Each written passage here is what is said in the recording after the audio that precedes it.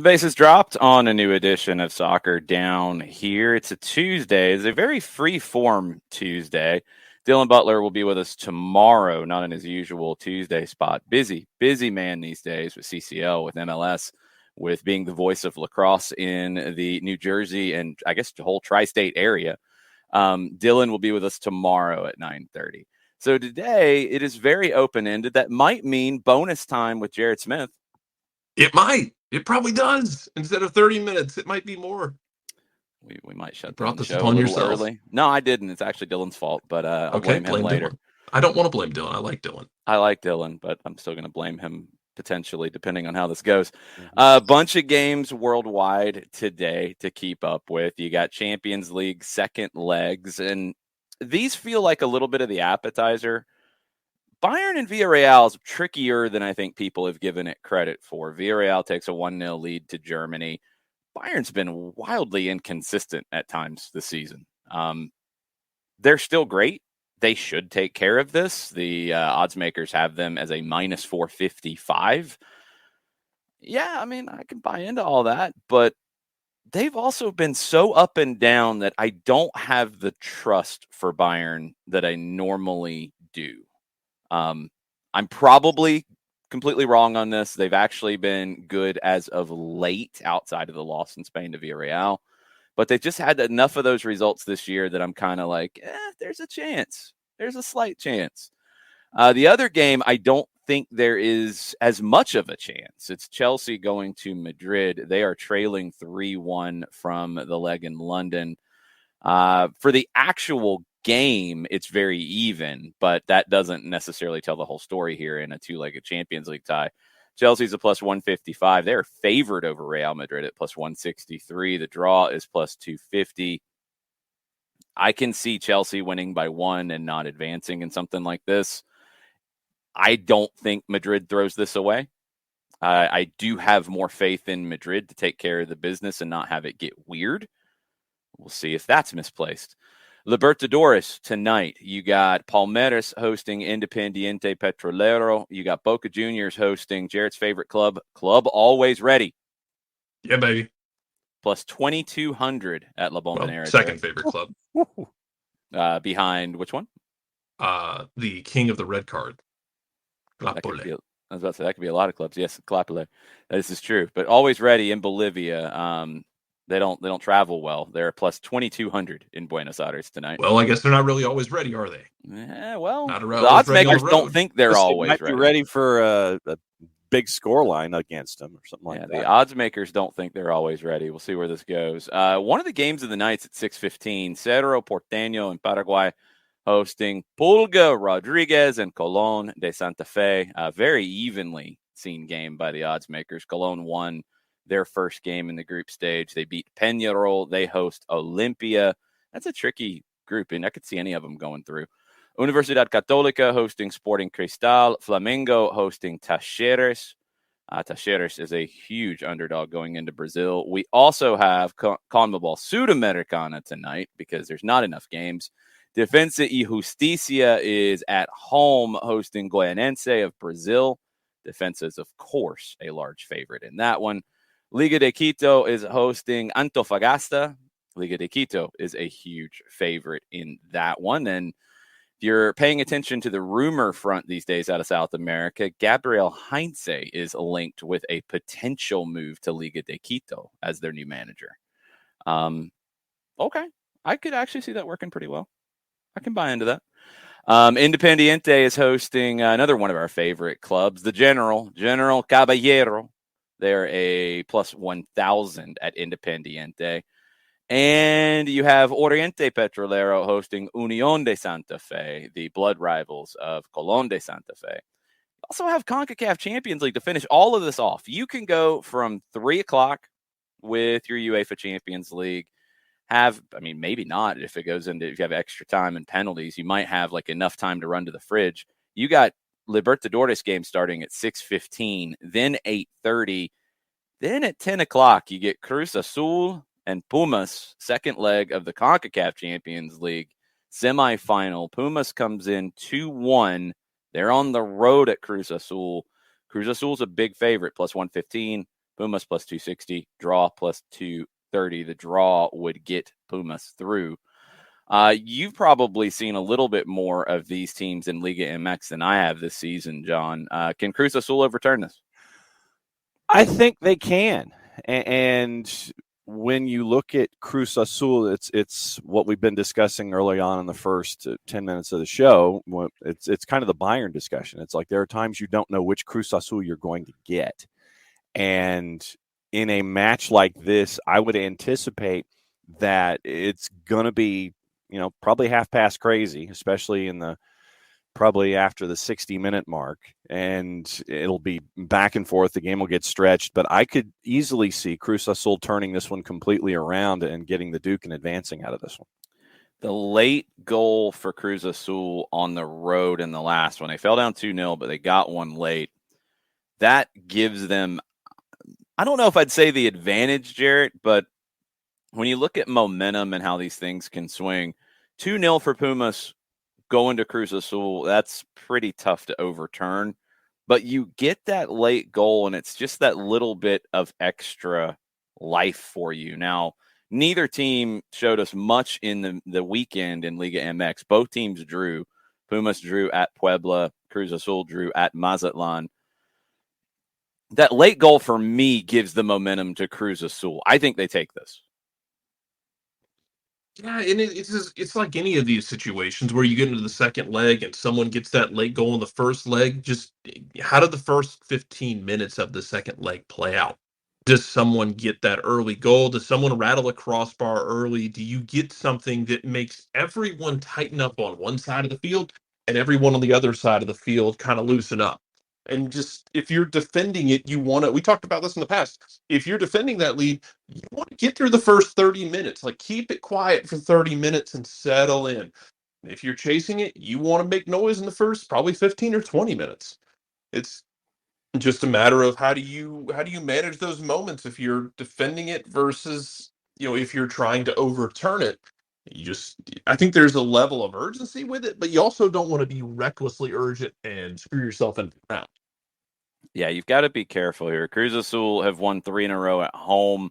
Pumas 4 straight unbeaten across all competitions, only 1 loss in their last 6. Should be a really good one late night tonight. Cruz Azul just out here trying to change narratives of their entire last 15 years of life. Well, they did win a league title, Jared. I know, and now they want to make big comebacks and whatnot too. Look at you, Cruz Azul. New year, new you. Let's slow down. You're going to start talking about the Atlanta sports curse in a minute, believing it's still true, even though there's been lots of champions here lately.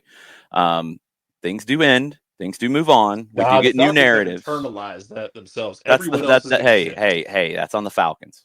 That's on the Falcons. You can only do so much. Yeah, that's a Falcons problem. That's not a city. Everybody else has done their job. Yeah. We can stop with all the curses and all that stuff. Cruz Azul won a title. It's broken. They're good.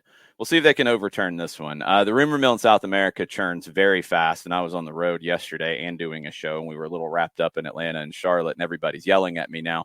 Now you have Gabriel Heinze not going to Liga de Quito. Cesar Luis Merlo has come out with that not happening, and El Principe from Lanús looks like he's headed to Liga de Quito. So let's get to Heinze for a second, because I'll be clear. I would like to see him find a good spot and be successful.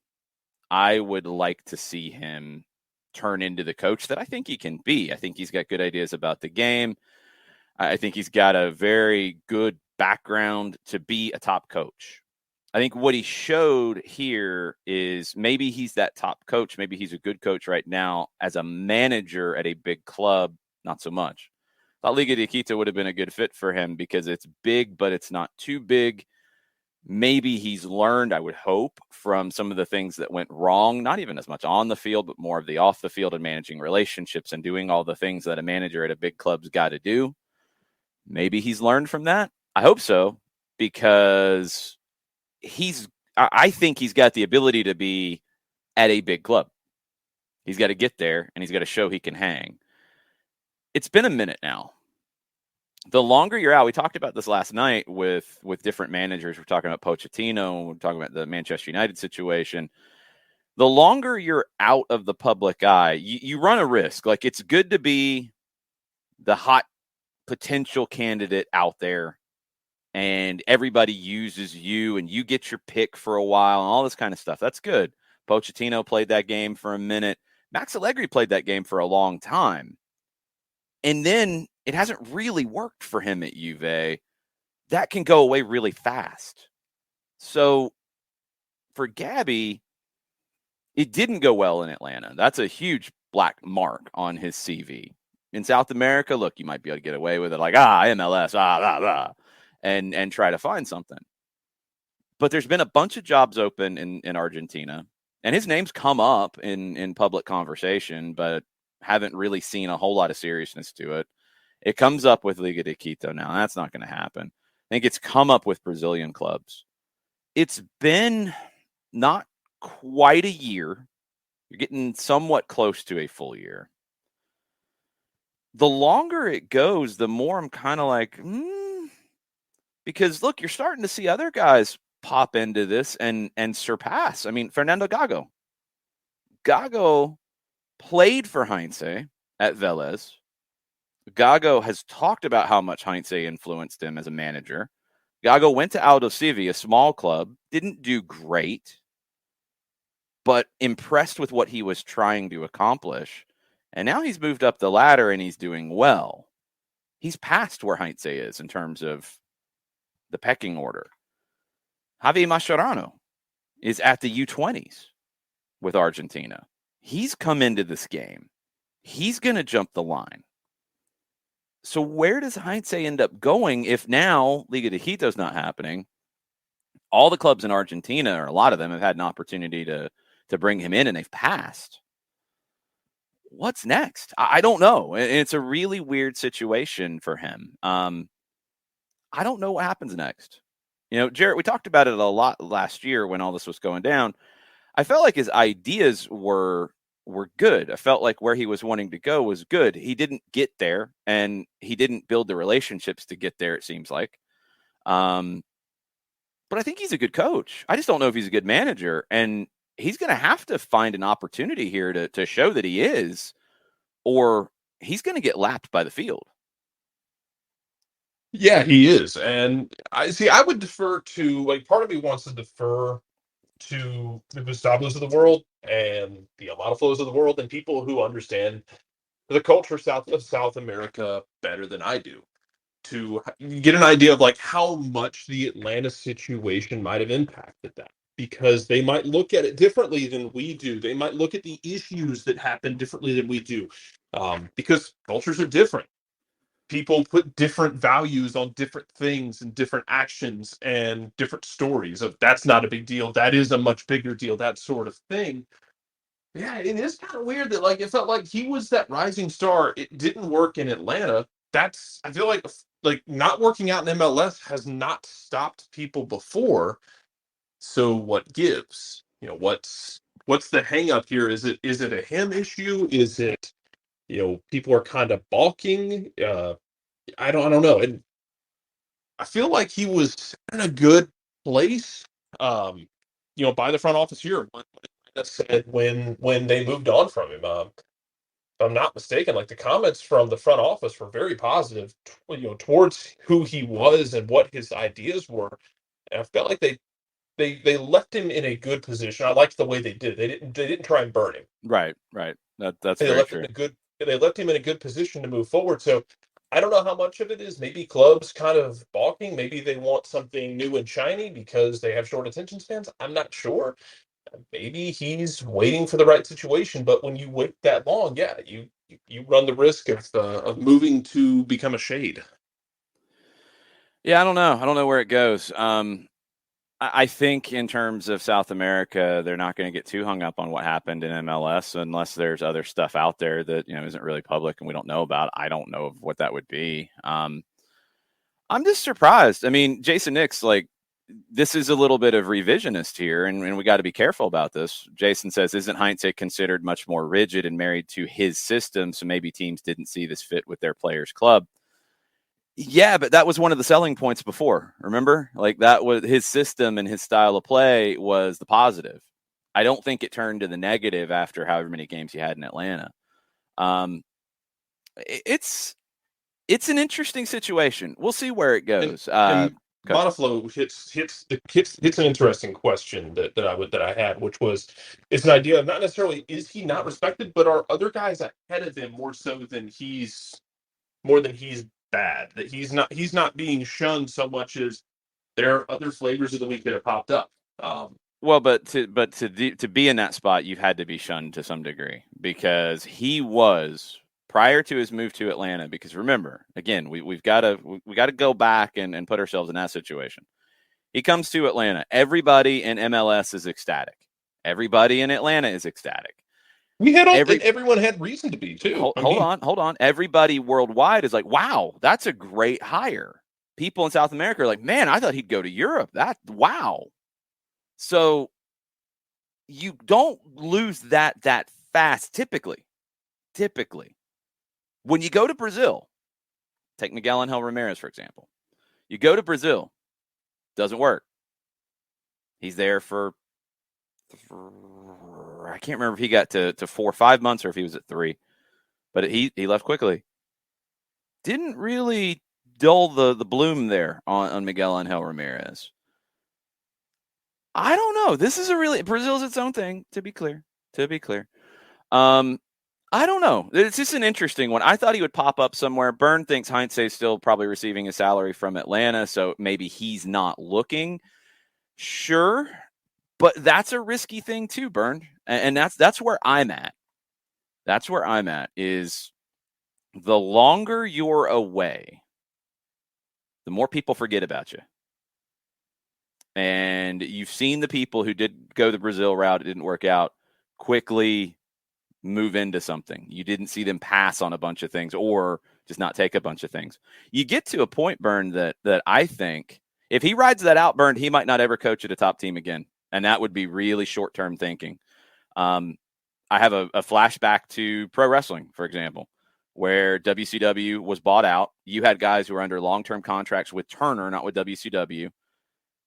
There were some guys that WWF at the time wanted to bring in, but they were making more money to sit out. And they said, no, we'll sit out. Now, some of them eventually did come in, but they weren't the same when they came in after sitting out. You lost the exposure. You lost the attention. In this case, I think you have a shorter shelf life, and I think you got to be really careful here if that's the case. And we're speculating. We're speculating that he is not chasing jobs. That is speculation. We don't know that. Merlo did say that Liga de Quito has not contacted him, so he wasn't as much of a candidate as was initially reported. But if you sit and you take the paychecks that are guaranteed, and they're good, checks are good, money's good, he could be doing long-term damage to his career by being forgotten. He's got that playing resume. That's going to open up doors. But if down the road, let's say he's got 2 more years of money coming, just picking a number. Okay, he's got 2 more years. He's got 1 more year, whatever. He's got another guaranteed period of time with money. That's good. Then he's available and he's knocking on doors. I'm going to be like, all right, good at Vélez. 1 year at Argentinos, what happened? You had falling out with the leadership. Okay, whatever. You went to Atlanta, didn't make a season, and you haven't worked in 2 to 3 years. I'm going to go hire this guy who retired. I'm going to go hire Gago, who was, one of your proteges. I'm going to go hire this guy. I'm going to go hire these other people instead. Now, he'll get something because of his playing resume, but I think it's going to end up hurting him if that is what's happening. We don't know that for sure. But if that's what's happening, that's a short-term move to hurt you long-term. And you got to be careful about that. A lot of conversation about how Frank de Boer ended up with something faster than Gabriel Heinze has. I don't know if the contract situations play into that, but it's also a unique situation with Frank. You got to remember that Ronald Koeman left unexpectedly to go to Barcelona. That was the only out in his contract with the Dutch Federation. The Dutch needed somebody quick and somebody they could trust. He had been an assistant with them in 2010. It made sense. Like that one, I think, kind of fell into place for everything to work out. And frankly, if Frank de Boer, it's a little bit of a shame because if you close out on a couple of long-range shots, Atlanta's in a MLS Cup final back-to-back years. He might have another trophy to add to. He might have done a treble. Probably a double would have been the fair way to say it. Campiones Cup's a little different, but you call it a treble. You take that. He might still be here if you're still growing from that. Now, look, there were relationships that were a problem. We all know that after the fact. We saw that stuff, and it became public knowledge after. Maybe he would have won but still not been here. That's very fair to say. But he was really close to being more successful here after being successful. Anybody, I'm sorry if anybody tries to tell you it wasn't successful. If that's not successful, then nobody's ever going to be happy, period. And Chris, you're dead on. If Joseph doesn't miss a penalty in the 19 conference final, if you're up 2-0 at that point, yeah, you're probably in MLS Cup too. So there's a lot of very close things for him there. And you go to the Netherlands, and if he doesn't have a first half red card against the Czech Republic, that team's going deeper in that tournament. And who knows what would have happened. He had turned. This is what's so funny about people when they don't like somebody. And there's a lot of people in punditry who, for whatever reason, really don't like Frank de Boer. That's a shame. Again, every time I interacted with Frank, which was a decent bit, really nice guy. Really nice guy. Very Dutch, but really nice guy. He turned everybody during the Euros. Remember, you had people saying, my bad. Yep, I said he was boring. He's not. His team's scoring goals. This is a fun team to watch. My bad. I was wrong. Then you get that first half red card, which I don't know what the odds are in games where you get a first half red card, how often you lose. I would have to say they're very high. I'm thinking 75% or higher. And they lose to the Czech Republic. And then he's garbage again. Like, no. I don't blame him for sitting out and doing promos for TV series or movies or whatever he did where he was a bad guy. That was awesome. Do your thing, Frank. But he was really close to having a very different trajectory at his last two stops. And, these things happen. We'll see what happens with Heinze. I was really intrigued by the Liga de Quito one. That's not going to happen. So maybe he is just going to sit and collect checks. But those checks run out sooner than you think. And we'll see where he ends up. I just don't know if it works out if he goes to he's not going to walk off the payroll and get Boca, River, a Grande. He's probably going to go into the mid-tier in Argentina. And look, that's a crapshoot. He's a good coach. He could get them maybe more than they are, but you go to an Aldo Civi, you go to an Union. Does he go to Newell's maybe because of the history there? Possibly. But Newell's doesn't have the resources to really compete. How much can he really get them to? I think that's what you're going to be looking at. You're going to have to really outperform the club you're at. It's fascinating. I don't know. We'll see. That's what the show's going to be today. It's going to be kind of all over the place with these kinds of things as they come up. Chris Rabel throws a question at us. Should New England fire Bruce Arena and bring in Heinze if their poor form continues? No, they should not. That's a wild one. No, that'd be crazy. Our coach isn't grumpy enough. Yeah, seriously. And yes, Heinze might need to coach in a country with a weak players union. Burn, that might be true. At least a different cultural expectation of how things go. I don't think Heinze will coach in MLS again. Forecard, I agree with you. In terms of New England and Bruce Arena, let's turn it to that a little bit because that question has come up a decent bit. And if Shooter is lurking, he's going to come running through the door like the Kool-Aid man here in a second. I'm not worried about New England because of what they have and who Bruce Arena is. I think the thing about MLS that when we have these soccer conversations and we talk different leagues in different places, you got to remember the competition formats a little bit. If you have a bad start like this in a league that doesn't have playoffs, there's a lot more pressure on you. There's a lot more concern. When you have a bad start like this and you are, one, the greatest coach in the history of the league in Bruce Arena, two, you had the best record in the history of the league last year, And 3, you have playoffs to play for, and it's not all about your regular season. I don't think he's going anywhere. I think Bruce decides when Bruce leaves. I think he gets to walk when he wants to walk. I don't see it collapsing to the point that has to be changed.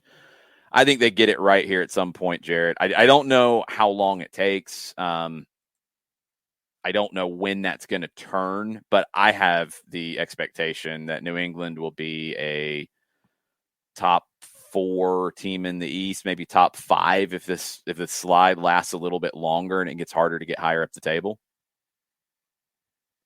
Yeah, I mean, I guess you keep waiting on it to turn, and there's also the idea that it felt like last year that Matt Turner was a big part of that, because Matt Turner was shot stopping an obscene amount of things. Honestly, and man, I'm going to make a direct comparison. I'm not meaning this to draw shade, so don't take this as shade, you in the state over from us. Just sit down and don't take it as shade. Not unlike what Kalina does at Charlotte sometimes this year. Oh, be careful, Jarrett. Man, they got fast Twitter fingers. Be careful, Jarrett Smith. It's not a shade. It's credit to Kalina. He's doing insanely good. There's not shade, and the Twitter fingers get flying sometimes. Man, some of the takes I have seen. It's the same. It's that similar thing of, hey, while we get the offense going, we got a keeper who is just going to make some saves that keep us in things. But even aside from that, man, like, Buxa hasn't, like, this felt like such a contract, a traditional contract year for Adam Buxa. Like, if Buxa could come out of the gates on fire, he could get a deal to Europe. New England could get some good money for him. And Adam Buxa has been passed by Karol Swiderski in terms of the Polish national team. Yeah. Yes, this is just such a, like, it's been kind of like New England's kind of been in the upside down, man. And then, for to get worked by Miami, I get like Miami might have found something with as Nick Alifi pointed out, one of the greatest bits of camera work I've ever seen, which was the final whistle and Hamburglar sitting up in the booth, just looking as stern as humanly possible, like Grumpy Cat. Oh, that was rough. But it's almost like New England's in the upside down. It's very weird. Yeah. Well, I keep waiting for them to turn it around. Well, and their next 3 start with Charlotte in New England this week, and then after that, already lost the turnaround leg on that one. Yeah, and then after that, you go to DC, and then Miami visits you, and then you get into the next month with Columbus. But your next 3 are those 3, so that'll be interesting as well. They've lost 5 in a row in all competitions. The capitulation against Salt Lake in the snow, where Carlos Hill lost it after the game. You blow the lead against Pumas and lose in penalties. You lose at Charlotte after that. That one, look, I can understand that coming off of the Pumas loss. That's fine. You lose at home to Red Bulls. It's a fluky one. It probably should have been a scoreless draw. It's an own goal in the 90th. All right, it's the Red Bulls. That can happen too. Not too worried about that one. Little more worried about the loss in Miami, although Miami did play well. Miami finally got something for some of the work they've put in. The Higuain thing is bizarre, because you can look at the numbers and he has been productive, but it seems like, and you can draw a lot of correlations from camera work and from 2 players on a podcast that are on opposing teams talking trash about him.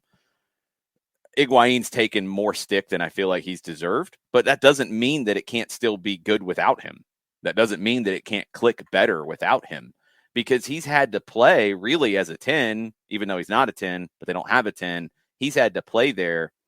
Can you figure out how to make it work with Campana as the 9 and with Higuain truly playing a 10 rather than dropping into that and then trying to figure out the movement and stuff? I don't know.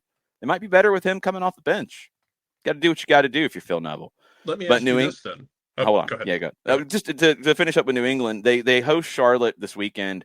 You got to show something here. You know, it's on the road at Fort Lauderdale. It's one of those early starts. Okay, things can get weird.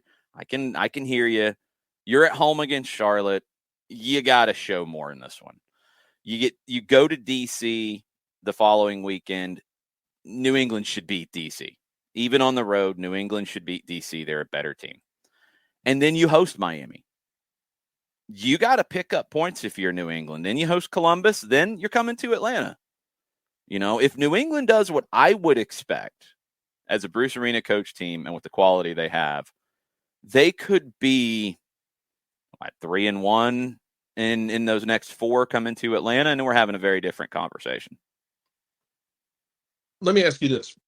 As we look at the East standings, this goes for both of you. I'm happy to take anyone's opinions on this.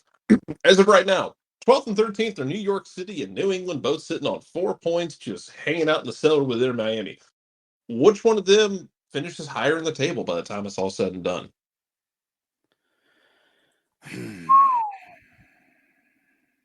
Let me look at this Eastern Conference here. So let's look at the whole thing. You got Philadelphia at the top.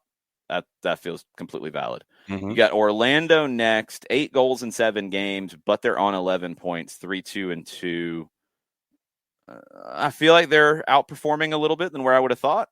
I thought they'd struggle to make the playoffs this year, so let's see if they can keep up what they're doing. They have had these second half swoons over time, but you're getting a lot of production out of Alexandre Pato right now. And that's the biggest thing that I feel like is different than what I expected. I wasn't sure what Pato would give you. He's killing it right now. Multiple teams of the week when it comes to SofaScore. He's been very productive. Red Bulls at 3. That's a little bit higher than I thought, but not crazy amount. Atlanta at 4. It's about where I thought they would be. And yes, Atlanta's in 4th place in the Eastern Conference for people who think the sky's falling. They're in 4th place. Charlotte's in 5th, much higher than I thought they would be. Full credit to Miguel Angel Ramirez. Chicago's in 6th. That's higher than I thought they would be. 2 goals conceded in 6. That's impressive. Columbus is at 7. That's about right, what I would have thought. I thought they'd be fighting for a playoff spot. Toronto at 8. That's a little bit higher than I thought they'd be in the first part of the year. Montreal at 9. A little bit lower than I thought they would be, but not way off. DC at 10. Yeah, about right. Cincinnati at 11. Yeah, about right. NYC at 12. No way. I did not see that one coming. New England at 13. Forget it. You're drunk. You're crazy. There's no way New England should be at 13th. They are. Miami at 14th. I thought they'd be better, but we'll see if they can turn it around here. They kind of are what they are. So that's 2 teams for sure that are not in the playoffs right now in NYC and New England that I think get into the playoffs. Do you guys agree, disagree? No, I'm right there with you. Mm-hmm. Okay, so that's 2 that are going to get in there. I'm assuming you don't think Miami's going to make the playoffs. Correct. No. I'm assuming you don't think Cincinnati's going to make the playoffs. I think Miami's going to sit in the cellar. They're going to be okay. I don't know if they sit in the cellar. They might not. And this is what I'm getting to. So let's break this up a little bit. So New England is mean to them. No. I think the East is just going to be a dogfight. New England, NYC, they're going to get out of the spot. I can see Montreal and Toronto because Toronto's impressed me. Bradley changed and he needed to, and I'm glad he did for Toronto's sake. When he went to 3 in the back, 3 center backs, as opposed to trying to play a line of 4 with no fullbacks, they haven't lost. I'm glad he did that because it was scary with the wingers playing fullback. Now he's got 2 wins and a draw in his last 3. Toronto might get into the conversation. I know, John, you had them in. I didn't. At 8, they're probably about where we would have thought they'd be right now, maybe slightly higher. Montreal, I think, can make the playoffs. And then that means with the 7 you have that are currently in postseason spots, with Toronto, who's going to fight for it, with Montreal, who's going to fight for it, with New York City and New England, who I think are going to get it, that's 11 teams for 7 spots. That's leaving DC and Cincinnati out of the conversation. Are they out of the conversation for you guys? Yes. Yeah, I mean, yeah, I don't think they're there. Who are you wishy-washy about, or is it both of them? Okay. I don't think they're in there. I want to believe in Cincinnati a little bit, but I guess my idea of believing in Cincinnati is not a wooden spoon. Yeah, I don't think they're a guaranteed wooden spoon. If they end up getting it, I don't think it's because they're what they've been. I think it's because the league is really competitive. I mean, the East is just vicious right now. I think the whole league is. That's what I'm taking away so far from the first, 6-7 games across all the teams is, okay, your bottom 4 in the East. Cincinnati has scored 8 goals in 6 games. Now they've conceded 14, but they've got a couple of wins. You're like, oh, okay. NYC is the defending champion. New England is the defending Supporters Shield. Miami just beat New England. Okay, Miami's the weakest of that group, but I think they can be better than this. We'll find out if they can. You look out west, we know San Jose can ruin your day. They only have 2 points, but they've got 9 goals and 6. They've conceded 15 goals and 6. Good grief, Jared. What's going on? Who's San Jose? They're bad. Okay, thank you. Vancouver is in 13th in the West. Now, they made the playoffs last year. They've, I think, regressed to maybe a little bit further away from where I think they are, but I don't think they're a playoff team. Sporting Kansas City, well-coached team. Peter Vermes, don't hurt me. Well-coached team. Very, very well-coached team. I'm not joking about that. And they've only got 2 wins. They have, and Peter Vermes is over this area, they have completely lost the plot in the holding midfield without Ilie. And they got to solve that. They can't, forget it. Seattle's in 11th with 7 points. They've only played 5 games. That's not going to continue. Minnesota is on the outside looking in. Colorado's on the outside looking in. Colorado won the West in the regular season last year. Portland is on the outside looking in. They were an MLS Cup. So you look at from last year, the Supporter Shield winner, the champion, the MLS Cup finalist, and the best regular season record in the other conference from the Supporter Shield winner. All of them are not in playoff spots through the first 6-7 games. That's wild. You talk about this league being difficult. That's why. It's 6-7 games. And again, you got playoffs. It doesn't really matter to the biggest degree where you are right now on April 12th. You got to make changes to it. But yeah, Seattle's on 7 points. They're 3 points out of a spot. They're 6 points out of first. Welcome to MLS. You look at the rest of the West. Nashville, I think, can win the West. They've got 10 points in 6 games on the road. Houston is in a playoff spot right now. They got 3 wins. They're killing it at home. They got to start show you can do something on the road. Dallas is a playoff team, in my opinion. They got 11 points. Austin showing they want to be a playoff team. 14 goals in 6 games. They've only conceded 5. They're on 11 points. Hey, they've kept it up longer. I didn't think they'd do this. They are. Real Salt Lake. I didn't think they'd be where they are. They're 3rd.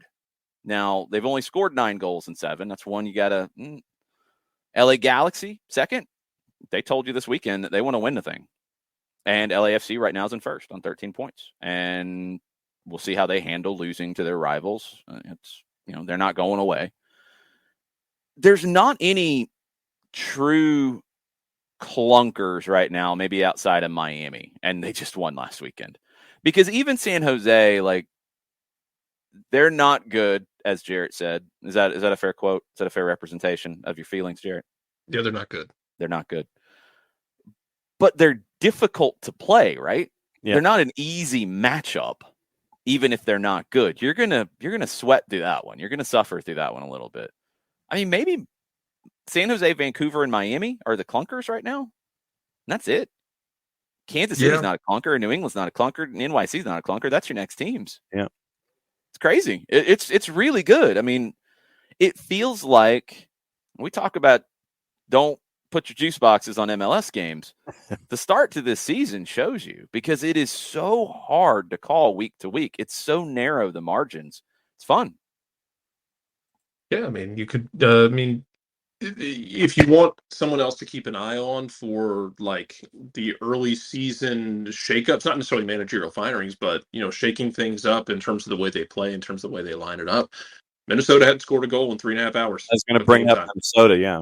And at some point, Adrian Heath's going to have to do something, because he's been running it out there and it's not working.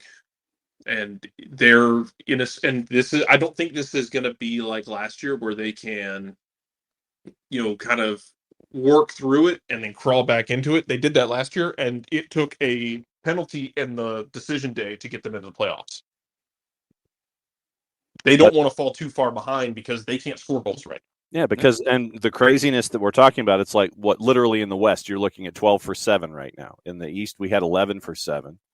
And in the West, it's 12 for 7. If you take Vancouver and you put them to the side, and it's so right now, you can't afford to fall behind. And right now, with what we're seeing from Minnesota, or frankly, what we're not seeing from Minnesota, they're on that downward trajectory. And the folks that are behind them right now in the West include Seattle and Kansas City. And that Peter Vermes will do what he is capable of doing to turn that club around. Otherwise, he's going to just, he's going to kill people and just don't hurt us. And Seattle is focused on CONCACAF Champions League. And so when you figure that comes to its conclusion, then Seattle will be focused on Major League Soccer, and they'll go up the standings and they'll be north of the playoff bar. But no, for me, Minnesota is where I've got my big red circle right now, because unless you get stuff done quick, you're going to get left behind, and it's not going to be pretty up there. Yeah, I mean, they're 2-2-2, John. Like, if I don't have a red circle on anybody right now, I don't think you can. I think that is a little difficult to say. Yeah, you got to look over your shoulder at Seattle and maybe Kansas City. Kansas City's got to get a 6. They got to get a 6 or they're not going to be able to do this. But I don't have a red circle on anybody yet. Minnesota's been good defensively. They've only conceded 5 goals in 6 games. That's impressive. They've only scored 5. Luis Amarilla, it's not clicking yet. It's not happening. But I don't have a red circle on Adrian Heath on a hot seat right now. We talked about this coming into the year. It didn't feel like there were really many natural hot seats. We know Almeida's situation, and this is going to be his last year. I don't see how that changes. That's different. That's not a hot seat. Heath would have been the closest to it, but you're 2-2-2. I don't think you're on a hot seat right now. You've lost 2 in a row. Now, can that seat get hot quick if that losing streak continues? Sure. I'm not quite there yet through 6. I haven't seen enough to say like big red circles or hot seats or any of that just yet. It's a tough league. And that's the thing. I think if you're a fan of any team in this league, it's a tough league. Don't overreact. Don't overreact to where you are in the table. Don't overreact if you're in 4th. Don't overreact if you're in 10th right now, because Minnesota's 2 points out of a playoff spot. You're 3 points out of hosting a playoff game. Like, it's that tight, which means there's not much room for error. That's true. But you're also really close, and it's a long season. I do think CONCACAF Champions League has affected some teams. I think Seattle, I think NYC have both been affected by it. New England, I think, was emotionally affected by blowing it against Pumas. Montreal was definitely affected early on. I think you're starting to see Montreal's quality come through as we go. It's a tough league. It's good. It's good. This is a good thing. To me, this is compelling. I like this. I do want to start to see who these teams are who are going to step away from the pack a little bit. The Galaxy, one of those. They stay healthy and Chicharito keeps firing the goals. Yeah, I think so. I think they can be, at least. LAFC, yeah, they've done it before. Can they do it again? They should. Out west, does anybody else? I think Nashville does once they get home. Once they get home games, I think Nashville can climb up that table and maybe start to run away from the pack a little bit. In the East, Philadelphia is trying to. They've only given up 2 goals in 6 games. That's absurd. They've won 5 in a row. They've got that style. Now, the question is, do you run out of gas at some point? Because we see that happen with these kinds of teams. Do they lose anybody that hurts them? There's been, talk off and on about Kai Wagner.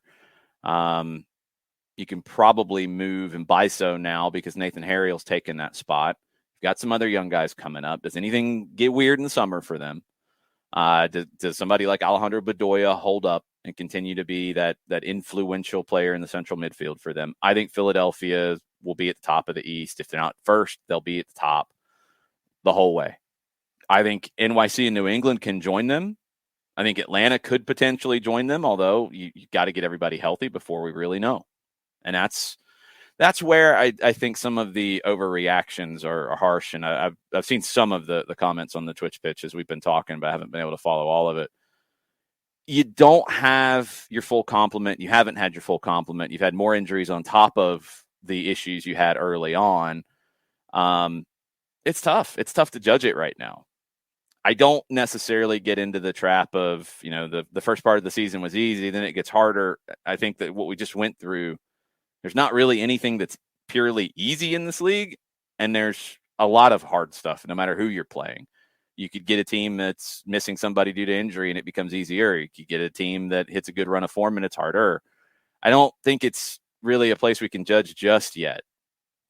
you're going to start to get more games on the road. That's really what I'm looking at. It's not so much trying to judge quality of the opponents here. You got, for example, after Cincinnati at home this weekend, you go to Fort Lauderdale and then you go to Montreal back-to-back. We saw what New England did in Fort Lauderdale, Jarrett, last weekend, and Montreal at Stade Saputo, not an easy place to play, and they're unbeaten in their last 3. So it's more about winning your home games, taking care of points on the road as best you can is where I'm at, as opposed to like strength of schedule judging right now. More than anything, you got to get guys healthy, and you got to figure out some short term. If that's Ronaldo Cisneros, I think it is. Okay. Get him fully integrated as best you can this week, so he's ready to go this Saturday, and you ride him out for a few weeks. Let him see what he can do.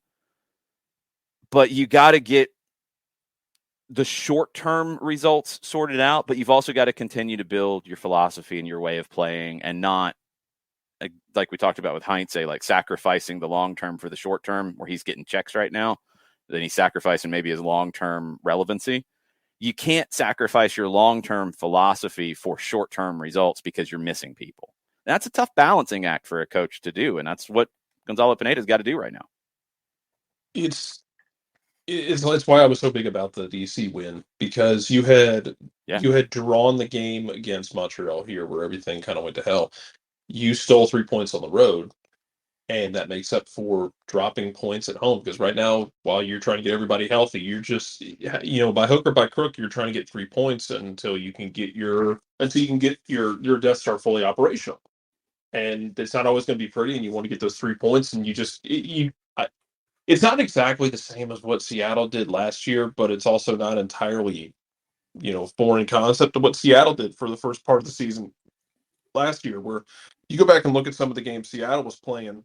They were missing guys left and right. They were just going into games, sometimes playing a bunch of homegrowns a lot of times, and just hook or by crook, get out of there with a point. 3 points, great. Just get out of there with a point and tread water. You gotta figure these things out as best you can in the short and that long term. Some questions about like how you got to make moves in the summer and talking about replacing Osvaldo Alonso. We talked about that when the injury was announced. You do, but I think people are maybe forgetting what the best 11 is here in general. And it, the question we had, you got to go back to the timelines. Coming in, we knew Alonso would play early on because Sosa's recovering from injury. Okay. Sosa's back. Then the question, because of how good Ozzy Alonso was, is can you play them together? Does Alonso maybe play more than we expected? Coming in, I thought 15 games as a starter, maybe more with how good he was early on. Okay.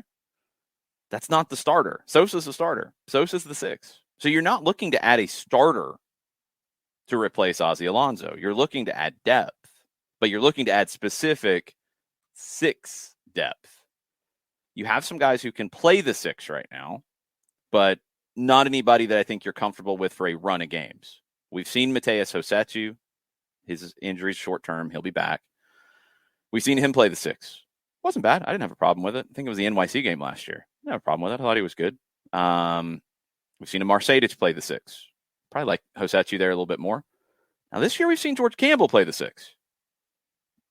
I kind of like that. So you've got more possibilities, but you don't have that veteran that you signed Alonso to be on the field. So what are you looking for in the summer? That's the kind of questions you're asking. You're not looking for somebody to come in and be the starter over Santi Sosa. I think maybe because Sosa didn't play early, that's been lost a bit. Sosa's your 6. Alonso was signed for rotation, depth, big moments. Now you got to figure out, can you go get that in the market? I don't know how this timeline is going to go for Joseph, but you're going to have to figure out first with Ronaldo Cisneros, can he be the guy while he's on loan here through the summer? Okay. If he can, great. You're good. Do you extend it for the rest of the year? Yeah. If he can be that guy and it's not some crazy extension that's really difficult to deal with, yeah, you go ahead and extend that for the rest of the year. Then you got to say, can he be the starter the rest of the year? Let's say Joseph needs more time or struggles or what have you. Can Cisneros be the guy the rest of the year? You got to answer that question because we don't know yet. If he can't, then yeah, you're probably going to need to figure that out, because I don't think Conway is that guy. I don't think Dwyer is that guy to start. I think Dwyer is a fine depth piece. I think he can be useful. I don't think he's a starter on a regular basis. I think Cisneros might be, but we got to see more. It's way too early for Cisneros to decide that yet. So those are the two positions I'm looking at. Is there anything else, Jarrett, before assuming you're dipping out for a couple minutes here? Yeah, I'll be dipping out. All right. Is there anything else on the roster list for Atlanta United that you are looking at potentially in the summer window, or maybe even the next month? Because you got about 3 weeks or so in this window. I mean, not really, just because I don't know what you're going to have. I don't think there's anything else. Like, I feel like anything else is a reach. You've got center backs, you've got right backs, you've got left backs, you've got wingers / 10s, you've got central midfielders. Like, it's really depth at the 6 and depth up top. Now, the depth up top, again, you hope everything's good with Joseph, and you don't need more than that. There's no reason to think anything with more with the 6. Like, you've got Sosa back. His was a whole different thing. He's back. He's good. He's going to be your guy. So, I mean, it's not major things you're looking for here. It's more than anything, it's getting everybody healthy. Getting Luis Adaraujo healthy. Yeah, that's where I'm at with it. Is you're trying to get healthy, and you're trying to make sure that your depth pieces are serving as depth pieces. So you're not in a situation where people are screaming about, oh, so and so is getting all these minutes left and right. Well, weren't supposed to be. Those guys are supposed to be depth pieces, not supposed to be starting 20 games. It's one of those situations where if so and so is starting 20 games a year for you, something went wrong in terms of injury. Yeah, and that's what I think we forget at times. The team has depth. This is why you have depth. But depth is not starters, because you can't have 30 starters on your team. You're not going to have a guy come and say they're not going to be a starter and sit the bench and not play and be starting level quality. They're not going to take that job. They're going to go somewhere else. Alec Can did that. He went to Cincinnati for the opportunity to start. He wasn't going to start here.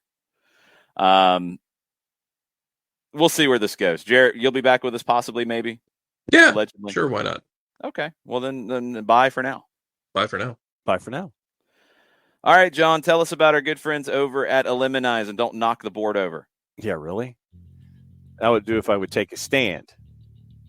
And I'm not going to take a stand, at least, or I'm going to give a stand and stand up out of the chair. I think I know what happened last night. Anyway. Take a stand about Eliminize, John. I can certainly do that. Eliminize service, QR code over my left shoulder. For those of you watching on Twitch, for odor-free, clean, fresh air, that's the one place you need to go. Deodorizing enclosed spaces like houses, apartments, and condos. They've created a customized solution that eliminizes all organic odors, including those like pets, cigarettes, and food. Realtors and property managers use Eliminize service to eliminate all of the bad odors in your house. Of course, I don't know if there's a good odor, but all the bad odors in your home, so you can sell or rent your homes that much faster. It's a turnkey process, makes it easy to work with realtors and property managers. Kind to the environment, a very green way of going about things. We're all about being kind to the environment and to Mother Earth these days. No toxic residue whatsoever.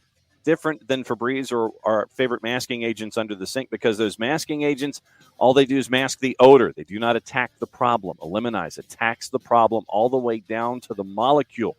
It's a proven scientific formula that does exactly that. Pricing's easy.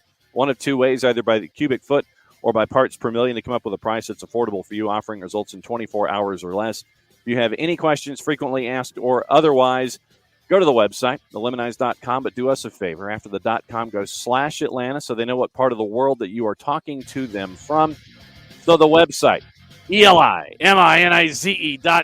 /Atlanta, eliminize.com /Atlanta. Eliminize Service, proud sponsors of everything SDH. What happened at the end of that, John? That was weird. It sounded like a mosh pit, and so I felt like I had to adjust to the mosh pit energy that was coming through. The music was the same the whole way through. Well, it's just, I don't know. It came through in my ears, and it sounded like a mosh pit. And so, short of going like this while I'm cutting the promo, I figured I'd just go ahead and take another increased bit of heavy metal urgency there at the end.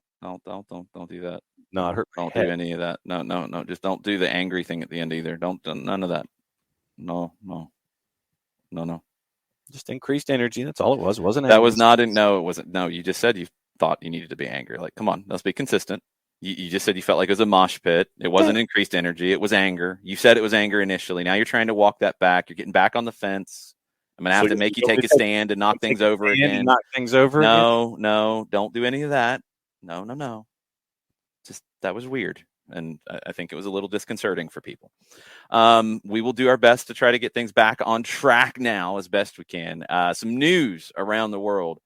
In hour number 2, we talked about all the games coming up. Gio Reyna out for the rest of the year. This came out yesterday. Marco Rossi backs him to come back. Says Gio will be a world-class player. He's a top lad, unbelievable qualities. Will help him to get properly back on his feet. According to reports, he's going to miss the rest of the year. The club, I don't think, has specifically said that yet. They don't really need to. It's just awful luck for Gio Reyna. I do wonder if everybody yelled about the Borussia Dortmund training staff because he's had a bunch of hamstring injuries. So, of course, that's the training staff, right? Yeah, that's what I thought. We'll see where this goes. I just want him to get healthy. Well, he's necessary for the U.S. men's national team in the World Cup. Gio Reyna, I agree, will be a world-class player. I think he's got that level of quality. He's just got to stay healthy. And maybe he's one of those guys that it's just going to be hard for him to stay healthy. We've seen it. We've seen it over the years. Some athletes, just your body type, you struggle with injuries. And he's young. Go back to Lionel Messi early on. Lionel Messi had a bunch of injuries early on. He missed the Champions League final that they won under Rijkaard. And he was a fairly substantial part of that team. Missed it due to injury. Wasn't quite right. Wasn't back yet. He sorted some things out with trainers, with, I think, people kind of helping him with where his body needed to be. Young guys got to learn that. Maybe it's that. Hopefully that's all it is. Hopefully it's something simple that Gio can, change some of his exercises, change some of his work, change some of his habits, those kinds of things. Hopefully that's all it is. But it could just be he's one of these guys that is very prone to muscle injuries, and you have to get the best out of him when you have him, but know that he might not be somebody that you can always count on. I hope he's not another John O'Brien. If you remember John O'Brien, maybe one of the most talented players the U.S. men's national team has ever had. O'Brien was at Ajax at a very young age. O'Brien was incredible. An incredibly talented player. One of his main health positive runs was during the 2002 World Cup. Outside of that, not a lot. Bernd, I don't, you mentioned this before. I'm going to see if I can dig this up. I know Claudio Reyna had some injuries when he was older, his father. I don't remember thinking of him as an injury issue throughout the bulk of his career. At the end, he did, for sure. Let's take a look really quick. You might be right. I mean, he played 26 games at Leverkusen as he was coming up. That's on his way up. That's fine. 2 years at Wolfsburg, he played 48. That's not bad. 64 games in 2 years at Rangers. 28 games in 2 years at Sunderland. He played a lot at Manchester City in maybe 4 years. No, it's 4 years. 87 games, not a ton. Red Bulls at the end in 2 years, he played 29, but he was injured and pretty much done there. He played 112 times for the U.S. That's a lot at that time, 94 to 2006. That's good numbers there. I think so far what we're seeing for Gio, it feels different than Claudio. I might be wrong. I hope he's not one of these guys, but I am worried. He's just got to stay healthy. We will see. Tofka, yes, the U.S. men's national team will be getting new kits for the World Cup. Everybody will. That's cash. Everybody wants that money. The Argentine kits have leaked and then been pulled, and now they're kind of like a leak, but they're not quite like the leak, and yeah, whatever. They're all going to have new kits because everybody wants that money. So, yeah, the U.S. will have new kits. I haven't heard or seen anything about what they look like, but 100% everybody wants to get paid. So everybody will have new kits. That's typical. Other stuff on the news front, we'll keep an eye on Gio Reyna and see how that changes. Tomorrow, Atleti and Manchester City. Atleti has to close off 5,000 seats out of 68,000 seats as punishment for discriminatory behavior of Atleti fans during last week's first leg in Manchester. Atleti will also have to display a UEFA banner reading #No to Racism. They should probably have to display that at all times. That shouldn't be a punishment thing, UEFA, just saying. I have not heard much about the discriminatory behavior, details of it. I remember it came out last week. It was talked about immediately after the match. Closing 5,000 seats of 68. I mean, is that a certain section of people who went to Manchester City? Was it, whatever their supporters group, ultras, bought or whatever? I don't know. Feels kind of odd. Why don't you just have the banner up all the time, by the way? Let's just do that. UEFA has also provisionally suspended Roma goalkeeper coach Nuno Santos and Bodo Glimt manager Kjetil Knutsen while they investigate an alleged altercation between the two in the aftermath of Thursday's Europa Conference League game. It was Thursday. Why don't you have a resolution to this? Bodo Glimt beat Roma in that first leg in Norway. Bodo Glimt has released a statement, stated they had video evidence of head coach Knutsen being attacked by members of Roma's support staff, including Santos, and that was talked about immediately after the game.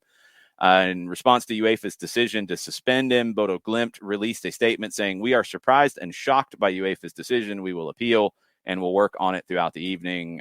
Beyond that, we currently have no comments." That's a weird one. We'll see where that goes.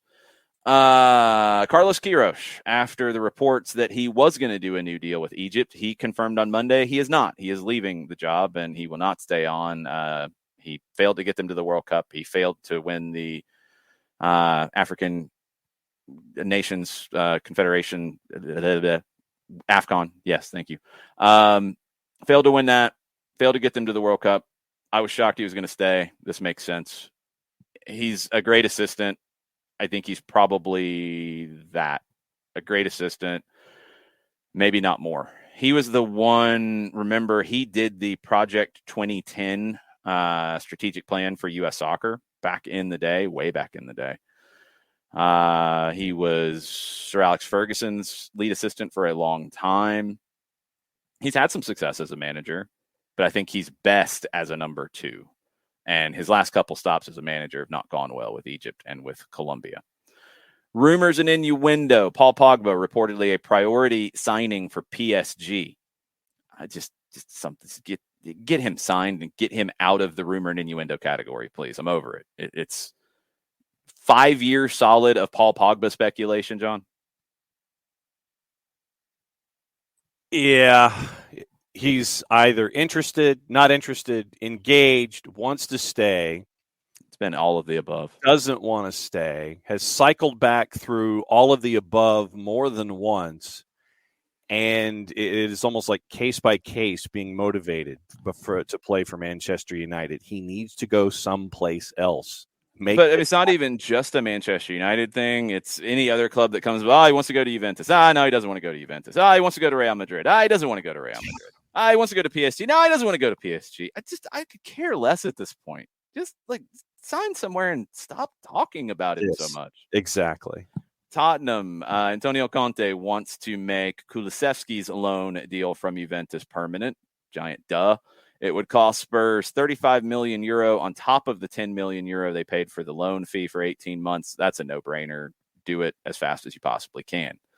Another one of the make-weight trades, Aston Villa reportedly going to send Danny Ings to Brighton as part of a deal for Bissouma, which would open up space for Moises Caicedo, which maybe they saw what Caicedo could do on the weekend. John tried to downplay Moises Caicedo making his first Premier League start on soccer over there. In general, here you go. Here you go with the slander. Yeah, of course. I would like to sit there and it's like, look, Graham Potter's a good coach, John. What are you talking about? Specifically, you bring in Moises Caicedo and then you do nothing with him. And then when you do something with him, all of a sudden magically, hey, look at this great thing that we got.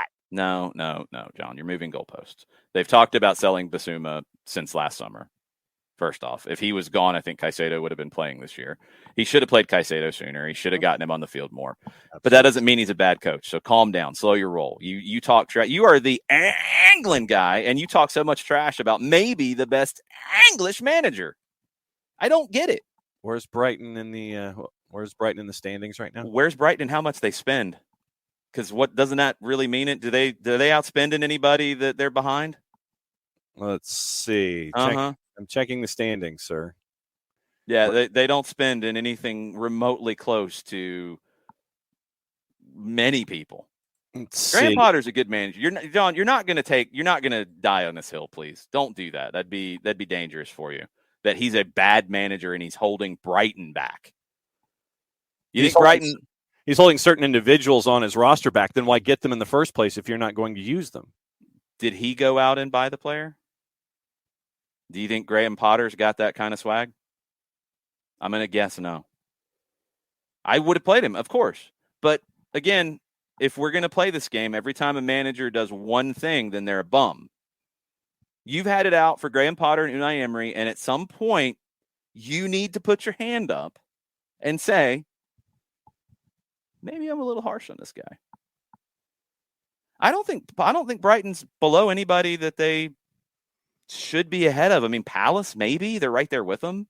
Yeah, Palace's investment is up and down when it comes to but it's probably more than Brighton. Leicester should be ahead of them. Wolves should be ahead of them. Manchester United, West Ham, Arsenal, Tottenham, Chelsea, Liverpool, Manchester City should all be ahead of Brighton. Brighton's ahead of Villa by a point. I think Villa outspends Brighton. They do. Newcastle will outspend Brighton, but we'll talk about Newcastle as they continue to spend more. Yep. Leeds spends more than Brighton, I would assume. Everton spends more. Everton definitely spends more than Brighton. They're probably about where they should be. They're not punching above their weight this year. They're kind of where they are. Okay. I think Potter's a good manager, and for whatever reason, he didn't want to play Moises Caicedo, and I have not understood it. I hope now that's going to change, and I hope now they do the deal they probably should have done in the summer, sell Basuma, bring in a lot of resources. I mean, you're going to get I don't think you need Danny Ings. I think you can go in a different direction. That's someone who's too injury prone. That's not what you need. Get the cash. You know, I don't know what you're going to get for Basuma, 40, 50, somewhere in that ballpark, maybe. Whoever doesn't get Declan Rice, or if Declan Rice gets sold, maybe you move Basuma there. I don't know. But open up the space for Caicedo. Or you find a way to play them together. Like, Caicedo's ready. Play him. He had a great assist. He played really well. Brighton, good win over Arsenal. It's a fun game to watch.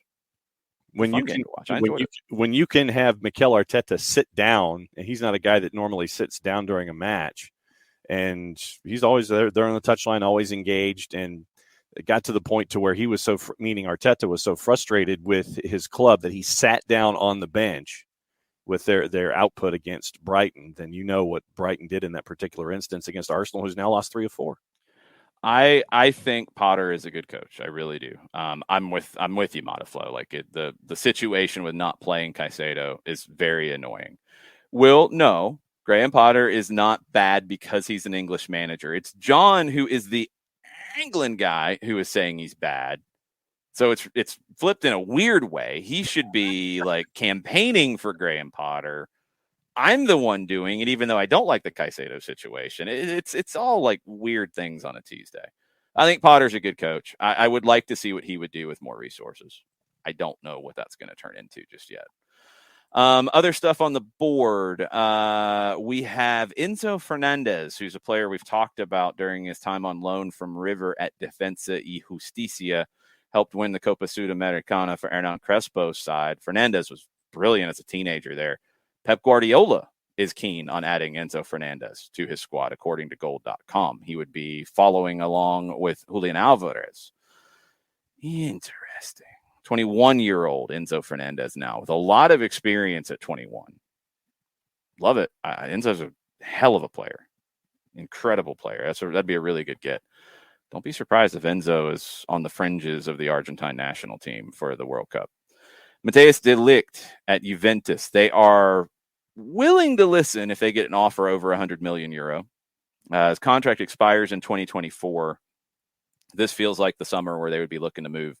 Barcelona and PSG have shown interest. 100 million euro. PSG is the only one who can fit into that conversation for a center back. De Ligt might be one of these guys, and we're seeing it more and more and more, who says, you know what, I'm going to pick where I want to go. If he wants to go to Barcelona, for example, he plays out his contract at Juve and goes to Barcelona, because they're not going to have a transfer fee like that for a center back. It's impossible. Another player who is playing their contract out, Sam Johnstone, Manchester United and Tottenham reportedly going to battle it out for his signature. Goalkeeper at West Brom, who will be a free agent in the summer. Okay. The Italian Football Federation is fired up about this capital gains trial. We talked about it a little bit last night in an extended conversation about the state of Italian football with Nick Alifi. You got a whole bunch of clubs who are in trouble right now. The prosecutor for the FIGC has reportedly demanded fines and suspensions for clubs, directors, and presidents involved in this, including Andrea Agnelli of Juventus and Aurelio De Laurentiis of Napoli. They are accused of inflating the cost of players during past transfer windows. First hearing in the case was held this morning. Gazzetta dello Sport is saying that the federal prosecutor demanded a fine of 800,000 euro for Juventus, suspension of their president, Andrea Agnelli, for 1 year. Other people involved, 6 months, Pavel Nedved, 8 months. Now at Tottenham, Fabio Paratici, 16 months is what is being recommended for a suspension for him. And that would apply at Tottenham, I'm assuming, because it would go to UEFA, all that. Napoli, they're demanding a suspension of 11 months and 5 days, okay, for Aurelio De Laurentiis, 6 months and 10 days for his wife, his son, his daughter, 9 months and 15 days for the club CEO. Probably in the front office somewhere. I mean, they're involved in this to some degree. I don't think they're just picking on people. The club would be asked to pay a fine of 329,000 euro. Sampdoria, Empoli, Genoa have all been hit with at least the request for fines. Parma and Pisa facing fines in Serie B. Yeah, this is going to get weird. This is not directly the Italian tax man, but kind of sort of. This part is not from the Italian tax man. This is not arrest. This is coming from the Football Federation. But the Italian tax man could follow up behind that. Mm-hmm. And oh boy, that could get crazy. This Chelsea situation is getting crazy with the bidding. Are we in the last week of finalizing these things? In theory, yes. Okay, so Mark Kleinman reported yesterday that NBA chairman Larry Tannenbaum, Facebook co-founder Eduardo Saverin are among the wealthy investors understood to have agreed to back Bain Capital chairman Steve Pagliuca's bid to buy Chelsea. Now, Pagliuca has also hinted that he would divest of his interest in Atalanta to take Chelsea. He bought 55% of Atalanta in February, so very recently. The family who owned 86% ended up selling some of it, so Pagliuca took 55% of it. He would sell that because of UEFA rules. Two clubs participating in the same competition cannot be directly or indirectly controlled by the same entity or managed by the same person. Atalanta, to be eligible for the Champions League, would have to not have Pagliuca involved with them. He also said, Pagliuca said his first focus was to invest in the team so they could continue competing for trophies such as the Premier League, Champions League, or the Women's Super League. He said the Women's Super League is the only Super League we intend competing in, for the record. So he is anti-Super League. Real Madrid's going to be ticked off about that. Oh, well. Pagliuca also added he was committed to having Chelsea remain at Stamford Bridge, inspired to renovate, redevelop the stadium, wants a world-class stadium, he said. Now, on the Ricketts side, they have strengthened their bid team with the appointment of Lord Karan Bilimoria, the founder of Cobra Beer. Do we know Cobra Beer? No, and that's what I was trying to find out some information on it. Founded in 1989 by a then 27-year-old Karen Bilimoria. 20,000 pounds in debt at the time. Manufactured in the UK and India. Primary product, premium beer, alcohol strength of 4.5 by volume. Blend of water, barley yeast. Molson bought a controlling interest in Cobra in 2011. So nearly 2 decades after the brand was started, Molson bought a controlling interest. Where is it based? In Britain, at UK. Okay. Bring back Red Dog beer. Burton, Staffordshire. We need the people from Red Dog beer to come in and buy into Chelsea, and not Cobra beer.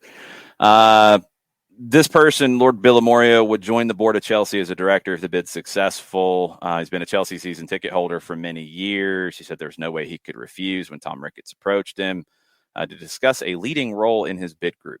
So that is where all of that stands right now. Other stuff, you got a bunch of weird things going on with EFL teams, John. What's happening? Well, the weirdest thing is a question to the floor. And would you, as a club, would you like to have a crypto group be your new owners?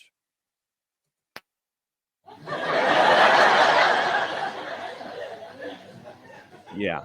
Apparently, one of the clubs in League Two is like, yeah, sure, come on over. Oh, it is League Two. Yeah.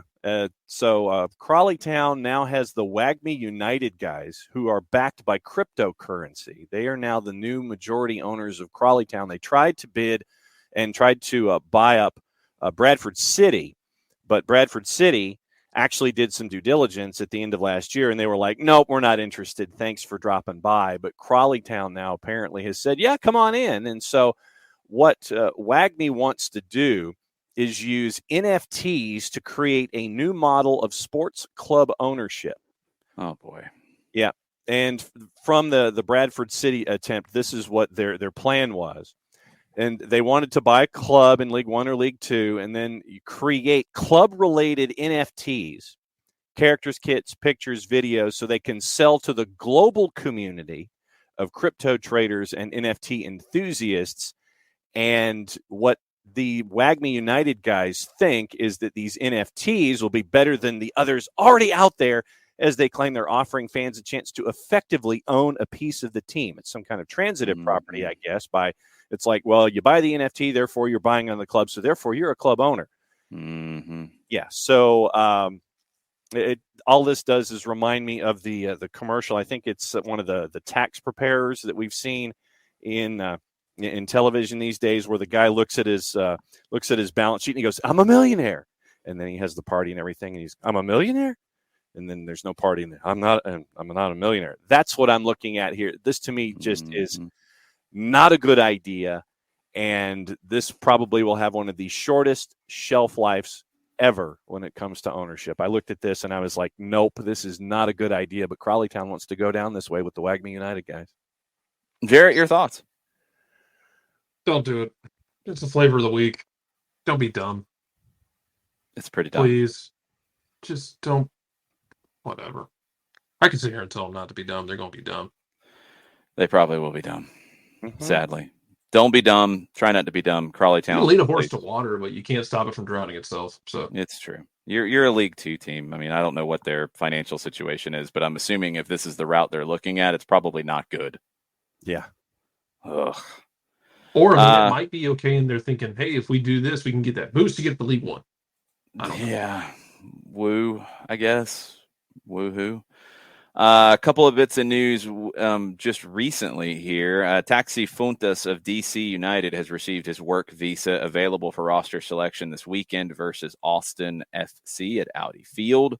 So they get their Greek forward. We'll see if he's worth all of the trouble to get him. He was going to come on a free. Then they ended up ponying up 6 figures, I think about $400,000 to get him a few months early. And it then took about a month with everything going on with visas. And it still feels weird because he's a designated player. We'll see. We'll see about Taxi Fontes. It's not a Monday, but we have more morons to talk about quickly.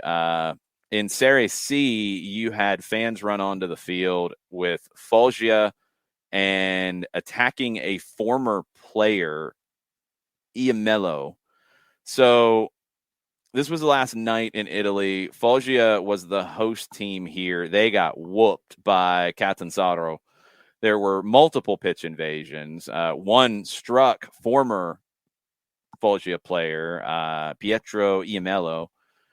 He had disagreements with the Ultras when he was at Foggia, left.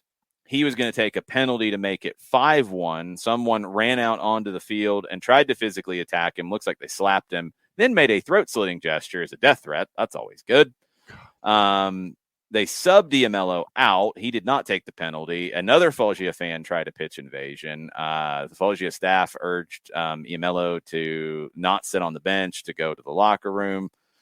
The game ended up lasting over 100 minutes due to all the stoppages. Yeah, Foggia probably shouldn't host games anymore. Not very difficult to figure out. You also had morons in Portugal. Top flight game between Porto and Vitória de Guimarães. Chaos when a fan walked onto the pitch and attempted to kick out at two of Vitória's players. Tried to kick one, tried to swing at another one, didn't make contact. Yeah, that's a problem. It's ridiculous. I mean, this stuff is it's happening more and more. We got cameras everywhere now. We're starting to see more of this. This stuff has happened before. It feels like it is getting worse. And I'm really worried you're going to have like a player truly attacked. Like it's getting crazy, and it's got to stop. Like FIFA, hey FIFA, I like your FIFA Plus thing that you just set up. That's pretty cool. It's going to have a bunch of games streamed on it. Great, good job. Why don't you actually get involved in, I don't know, protecting the players on the fields right now? Because this feels like an issue worldwide at this point. That's 2 yesterday with Italy, with Portugal. We had concrete being thrown on the field in Argentina. I mean, it's consistent right now.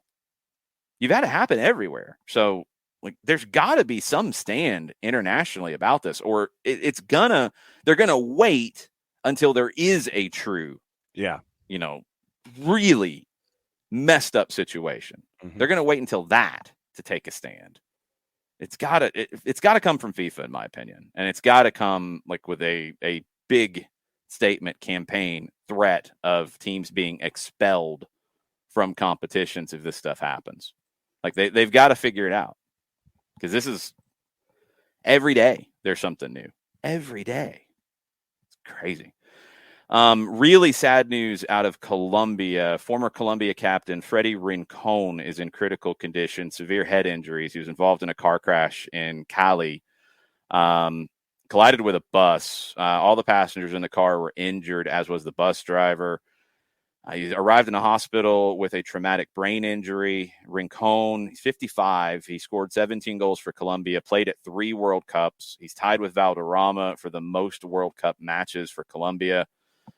Played for Real Madrid, played for Napoli, played for Palmeiras, played for Santos, played for Corinthians, won the first FIFA Club World Championship. Now it's the Club World Cup. He was part of the team that qualified for the 1990 World Cup, the first time they qualified in 28 years to get back. And he scored the goal against West Germany in a 1-1 draw. West Germany went on to win the 1990 World Cup. So hopefully Freddy Rincon pulls through. A Colombian legend right now in the hospital after a car crash. What we got on the Twitch pitch, John? Anything we need to get into? Well, Mazzano, in our discussion, and I found out why, sidebar, the Atleti situation, what happened. Okay, good, because I had not found more details on that. Thank you. So I'll get to that in a second. But okay. Mazzano's like Jason. He's like he said a couple weeks ago, death penalty. Someone has to be the example so the others see that there will be penalties for bad action. Yeah, and look, it's probably a lot easier if you do that to a lower division team, if you're FIFA, or if you're a nationwide FA or somebody. You do it to somebody that you can afford to make an example of. It's going to be hard to do that to a mega club who have had incidents with stuff. Everybody's had them, but you're going to have to do this to somebody. And they got to pick somebody. They're going to have plenty of choices. But yeah, it's going to get to the point where you have to create, and this is any kind of punishment system, you have to create the lines so everybody knows what we're dealing with here. If it's warning, if it's fine, if it's point deduction, if it's expulsion from the league for the season and you get relegated, if it's expulsion, completely remove your license to operate. Like, you've got to create that ramping up process, because you can't just go straight out of the gate and start throwing people out. You've got to try to change the behavior with the punishment process. I'm good with that. There isn't one right now.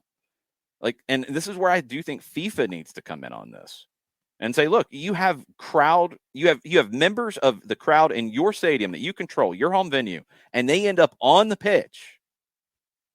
This is what happens. And then it happens another time. This is what happens, and it's severe. It happens the third time, you're out. You're out. Whatever setup you want to do, I think FIFA needs to make that clear. And I'd like to see FIFA Pro, the player side, get involved in this. They should be demanding it. If there's a coaches association, they should be demanding it. These people are involved in the game that everybody's there to be entertained by. They shouldn't be having to look over their shoulder. So fix that. Fix that.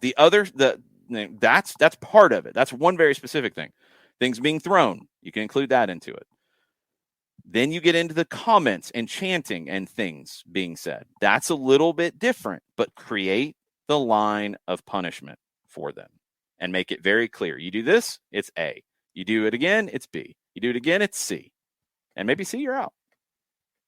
Too many times we've seen governing bodies be reactive in situations like this. But you need to be, because of all of these different things that we're seeing on the pitch involving invaders and flares and, whatever folks are bringing into the stadia and, throwing them onto the field, glass, those kinds of things.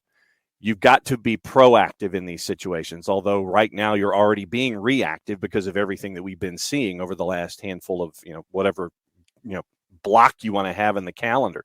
But you've got to sit here and take a stand about something like this, because the last thing you need is that Monica Seles type moment where someone comes on to the playing surface and physically harms an individual. You don't need that. So you have to step in front of something like this. And sadly, I'm not that optimistic that you're going to be proactive. I think that you're just going to sit there and try to take things on a case-by-case basis instead of going, all right, there's been too much already. We need to do this. Now, John, I got to be clear here. This is not FIFA's issue at the moment, because this is happening in different leagues and domestic competitions. What I am saying is FIFA needs to make it their issue. It's not that FIFA hasn't done something they should have done right now. That's not what I'm saying. They need to make it their issue. This needs to be a global stand for safety, and FIFA is the only one who can do that.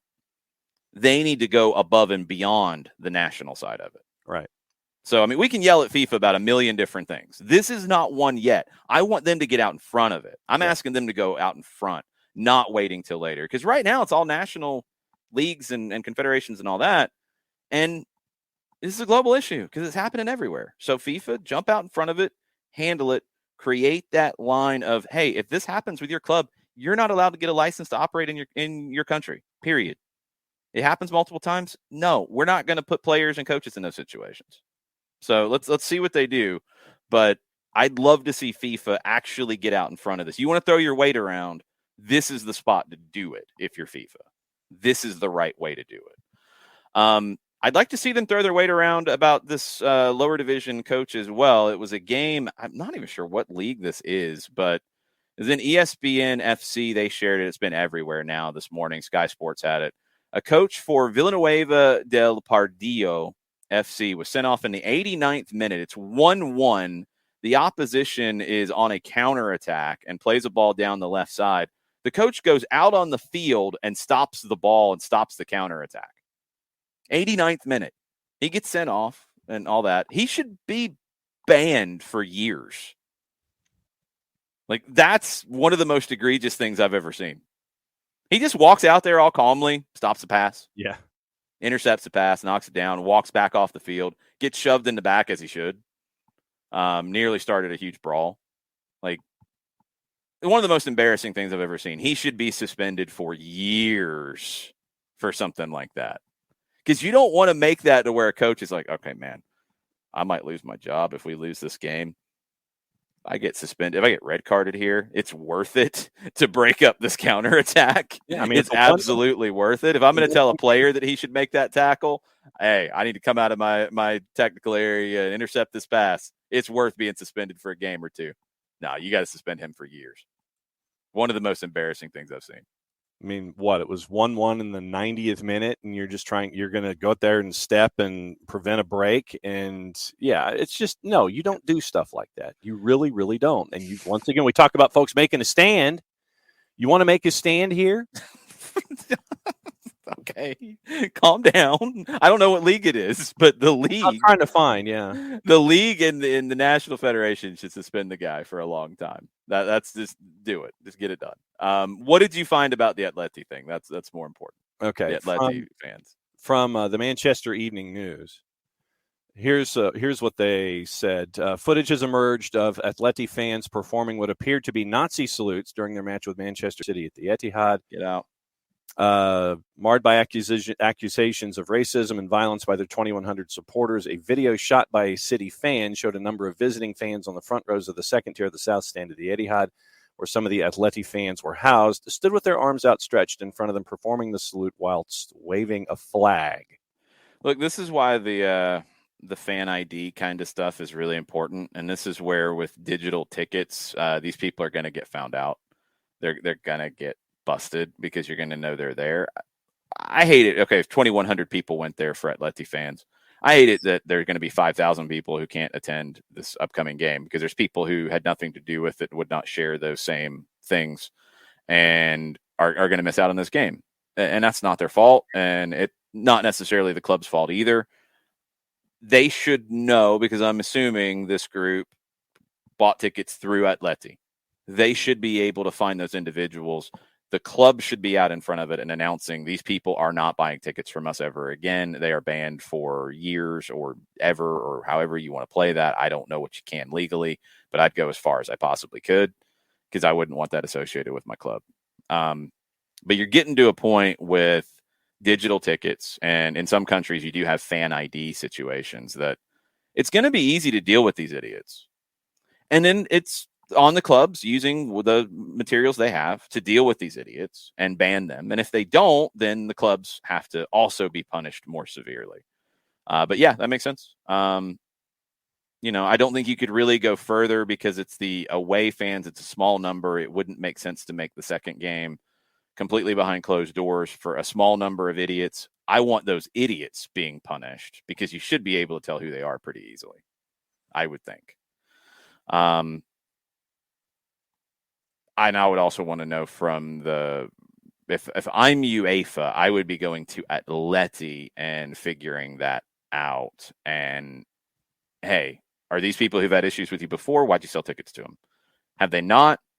Okay, that's fine. They're not coming back, and they're not coming to a UEFA event. I need names. I need ticket IDs. I need whatever fan ID you have, and these people are banned from UEFA events. I'd like to see that on top of this, because just closing 5,000 seats is like, okay, but the idiots are not being punished. Yeah. We need to know who the idiots are, and I would assume you could tell since they probably went through the club to buy their tickets. That's typically how the away fans will go in those situations. Yeah. What else we got? Sorry, I was going to say real quick. Atleti has appealed to the Court of Arbitration for Sport over the decision. Discussing the punishment, Diego Simeone said, quote, "I hope we can sort everything out so it's even for both teams." And The Athletic points out that Atleti were previously ordered by UEFA to close part of their stadium in the 18-19 Champions League after a racist banner was unfurled during the 2018 Europa League final in Lyon. Yeah, and again, like if this becomes an issue where the club is either turning a blind eye or just letting it happen on their watch, then you've got to be severely punished. But I also need to hear from the club what they're doing about those people who did those things. Like, okay, fine, you want to appeal stuff. I get that. I understand that's what you feel like you're supposed to do, whatever. But you're not going to win that appeal if you don't come out and say, yes, we're appealing this because we don't want innocent people to be kept out of the game. That's not right. But we're punishing these people who did this stupid act. Like, that's the part that might actually win you an appeal. See if they can come up with that. But just to have an appeal. It's a little disappointing that they're not talking about what they're doing to punish those people, and they have a little bit of a history. Nix was asking if we knew of anything with the Querétaro investigation and where that stands. No, I think it's a legal case at this point because the league has made all of their stances on it. I don't think anything's going to change with that. I don't know what investigation exactly outside of the individuals who they can identify who attempted to murder people getting arrested for attempted murder. I know there's been some. So, I mean, it's there's things that have already happened in a fairly severe way, but I don't know what else is supposed to happen next outside of identifying more people. The biggest thing on the club side is the group that is in charge of selling it, Grupo Caliente, who owns Tijuana. I have not heard any updates on who they might sell it to or what might happen. There was the initial push that you had people from the outside looking to move it to another place. Cuauhtemoc Blanco was linked with that. And then there were talk that no, it was going to be a local group that are sponsors of the club right now. They're going to buy it and keep it in Querétaro. But I haven't heard any updates to either one since. But in terms of investigations, it's down to the prosecutors in the city and state at this point, identifying people and bringing them to justice. I don't think there's anything else on the football side. Storm Chaser Kevin about this discussion. He's asking, are the days of caging in fans going to have to come back? I mean, I don't know if that changes any of this, honestly. I don't know if that changes people making Nazi salutes and unfurling racist banners. I think that's different. You're not seeing, Querétaro is a different situation. These idiots who have run onto the field in Serie C and in Portugal, like, you should have the security that would prevent them from doing that. If you don't, that's a question that needs to be answered at a higher level. The caging in was a little bit different thing entirely. That wasn't purely about people running on the field. I don't think it really had anything to do with people running on the field. It's keeping fans from fighting one another is where that came from. And you do still have places that's how visiting sections are set up, and they've just stayed that way. This it's progressed beyond that. Sadly, it's not even about fans wanting to fight fans from other teams, although that does still happen. It's now you're getting to the point that fans are feeling emboldened to run onto the field and attack players. That's a different situation entirely. And we really haven't seen much of that in the history of this on a wide scale like we're seeing right now, where it feels like, something to that degree is happening every day, every week. So you're going to have to beef up security at these clubs. And you're going to have to because, look, and it's complicated. And this is why, when we talk about Barra Bravas and Ultras and all of that, like when those names get thrown around in the United States, they're not the same thing as they are in other countries. So when you hear about a Barra Brava for Boca Juniors, don't think of the Barra Brava in DC and that they're the same thing. They're not. The Barra Brava in DC, like when that name was started to be used for that club, Barra Brava wasn't really a common term in American soccer. You didn't know what it meant. It was like, oh, it's for a supporters group. Okay, yeah, that's cool.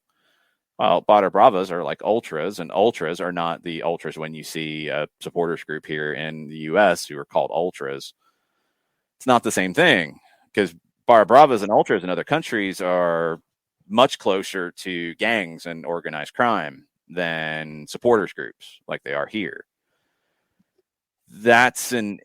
It's an issue in some of these places because those are the people who are doing these things because they have some level of protection at the club level. And it gets really complicated in every country, and every club has different relationships. And, like we mentioned with the one with Serie C, the player had an issue with the ultras at that club, and the ultras then tried to make a point of running onto the field and doing the throat slitting gesture at him. Ultras are different in other countries. So Barra Bravas are different in other countries. And you've got to get to know each situation. This is why I think FIFA needs to jump in because there's a lot of complications at the local levels with it because you've got some club administrators and some clubs, whether it's a big-ish club, whether it's a big club, whether it's a small club, who have been threatened for their lives by the ultras or Barra Bravas in these situations. And maybe they have to do things so they don't get hurt or their family doesn't get hurt. FIFA needs to jump in at a bigger level because FIFA can, because the Barra Bravas and the ultras aren't getting to Switzerland to deal with FIFA. FIFA can make these threats and take it out of the hands of people who maybe aren't in a position to be able to protect things the way that they should, because they're compromised, because they're threatened, because their families are threatened. FIFA can create these guidelines with, when this happens, this is punishment 1, this is punishment 2, this is punishment 3, you're out. FIFA can do that, and that's why FIFA needs to, because there's some situations where you might not be able to deal with it at the local level effectively. So it's a shame. I mean, I think we have a very different experience with the game in this country. You know, we don't have fan violence to this degree as part of our sporting culture, although people do need to get their head out of the sand at times when they act like, oh, this is purely a Mexico thing, or this is purely an Italy thing, or no. You have fights in the stands all the time, and it's like, oh, let's share the picture of these two drunken morons fighting in the stands. Yeah.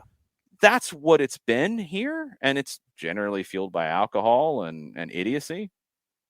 But it happens. You had a jail at the vet in Philadelphia. That wasn't by accident. You've had incidents at college football games. You've had incidents at all sports, not to the same degrees, and the structures are so different. The structures are very different. I think Mazzano, like the thing I would say about it, it's not so much that the gang is, in some ways, some of them, the gang is based on supporting the sports team. Some of them, the sports team is just cover for being a gang. Some of them, maybe it's morphed from being a support group to really being a gang that uses the team as cover. It's all complicated, and they're all different, and we can't get into every single different one, but there's enough out there to learn about it and read about it if you're so inclined. It's very complicated, and that's why I think it needs to be dealt with at a higher level than the local level, the local league, the local team. Get FIFA involved. We'll see where it goes. We have some soccer thoughts and questions as well about stuff. Get some of that before we go. Sam Williamson is not sold on Erik ten Hag. He feels like Manchester United is about to get Frank de Boer. I don't think they're about to get Frank de Boer. I don't think Ten Hag is Frank de Boer. I think that's possibly a little harsh. I think Ten Hag's a good coach, but no, I'm not sold on him being the greatest coach in the history of the planet and winning immediately either. And I'm starting to wonder, and look, this is all coming from things in different, journalistic outlets and all that. So it's a little hard to follow. If Ten Hag is so, maybe arrogant might not be the right word, but so self-confident in his abilities to expect to be able to be hired on the spot and all that kind of stuff. I don't know if he's done enough to back that up yet. I think what he's done at Ajax is incredibly impressive. But we've seen people go from Ajax to other places, and I'm not even talking about Frank, I'm just talking in general, and have had some success but haven't lit the world on fire. And we've seen some who've been transformational, like Cruyff, like Van Gaal, who's been transformational. And he kind of got stuck in his ways towards the end, and it's working for a national team right now, but it didn't work at Manchester United. So I'm not sold that Ten Hag is the perfect fit. I'm not sold that Pochettino's the perfect fit. But this is where Manchester United is at this point. This is where they're stuck with. I think Pochettino is a better fit for them. We talked about it last night. You're starting to hear rumors that Leipzig might be trying to get Ten Hag. I can see that working for him better than Manchester United. I could see Pochettino working better at Manchester United than Ten Hag could. It might end up being the right fit for everybody involved if that's the way it goes down. I was surprised that Leipzig was interested, but I could see how that could work. This is where Manchester United is right now. You're not going to get the more sure things. I mean, Jarrett, as you're back with us, I think you're functioning at this point. The sure things as a manager at this point, if you hire them, you feel like you're going to win something. And this is guys who are not available, but let's say they magically become available. Well, we're talking Pep. We're talking Klopp. We're talking Tuchel. Nagelsmann, I would feel really good about. You should feel really good about Carlo. Carlo's about to be I think the first manager to win all 5 top European leagues with Madrid now. He's going to have all 5. And he's going to win, if he wins the Champions League, he's going to win that with like 3 or 4 different teams. It's insane. I'd have Ancelotti in that conversation. Is there anybody else I'm missing? On the top of my head, no, not really. That seems like everybody. Like you've got a tier below that. Yeah. But I mean, when we talk about like, hey, you're getting rid of a good coach, you better have someone else better lined up. It's one of those guys. Like you're getting rid of somebody for one of those guys. Tier 1 or tier 2? I think he's tier 2. Who? Pochettino? He's not tier 1. No, he's not tier 1. No. Well, how could he be? Like he's good. I like Pochettino. I like him a lot. But John, he's not Pep. He's not Klopp. He's not Tuchel. You could even argue about Ancelotti being in that, and you can argue about Nagelsmann being in that. I'll put him there. Mm-hmm. I don't think Pochettino's at that level. Like, how could you put him there? I was specifically looking at guys with the pedigrees of accomplishment, and I know that he doesn't have it. He does not have it. What trophies does he have? I know, and I admit that I'm looking back at his time with Spurs and taking that development with that squad. And getting sorry, you put the England hat on, is what you did. I did. I see where it is. No, and I like Pochettino a lot, but he's got a French Super League, and he's about to have a Ligue 1 title, which is what you're supposed to have at PSG. Yeah, but that's it. That's it. You know, when I say tier 1, I'm saying you hire this guy, you expect to win straight away. Conte, I'm really Burned. I thought about that, and Burned. Sorry, the Generation Adidas stuff. The games haven't been streamed, so I haven't seen the Atlanta United games in Generation Adidas Cup. So I don't really have a lot other than just what the results are that everybody knows. I'll tell you what we'll try to do when they come back. We'll try to get a conversation with Matt Lowry to talk about how things went as a whole and give you more information than just going through results. But I saw your question. I wanted to make sure you knew that. Conte, Ricky, I haven't had a chance to watch all that. Sorry, I've been a little busy, my friend.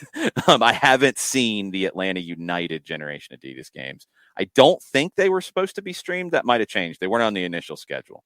I haven't had a chance to consume it, so I can't give you any information. I put my hand up and apologize that I have not had time to watch everything across the world. I'm sorry. I apologize.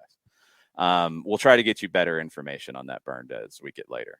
If you guys have seen them, please share it in the Discord and let everybody know. All good, Burned. All good. Ricky, I'm sorry. My bad. I'm sorry.